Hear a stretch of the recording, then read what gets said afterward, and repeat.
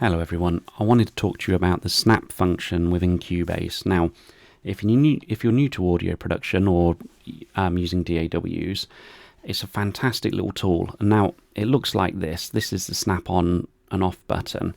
You've also got a shortcut on the keyboard, which is J.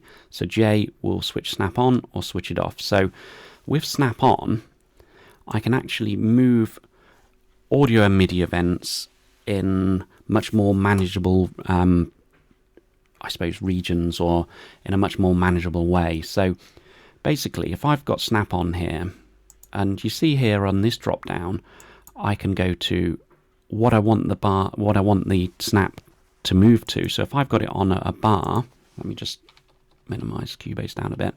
You see here we've got bar 1, bar 2, bar 3.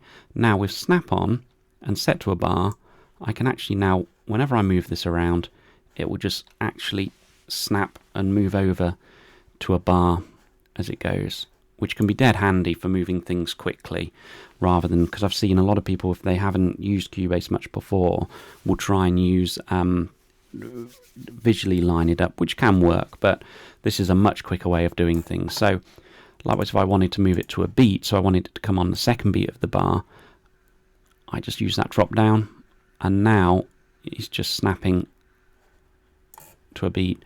Likewise, if you want to do something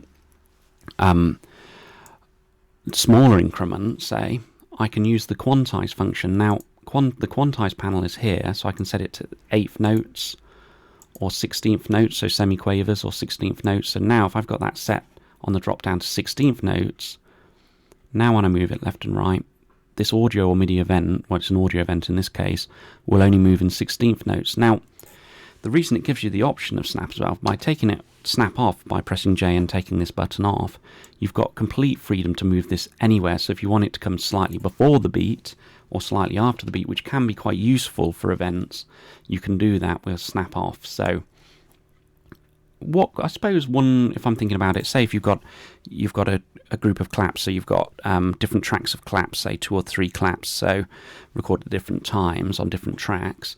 It's quite nice, rather than them all coming in directly on the exactly the same time, directly on the bar line or wherever you wish to have it. It's quite nice if you've got, say, bringing one in slightly before, one in slightly after, and then if you've got some panning as well, it gives it a bit more stereo width. So snap's a really handy feature for getting started in Cubase, but occasionally it can be quite nice not to have snap on if you want to just have freedom to move it around.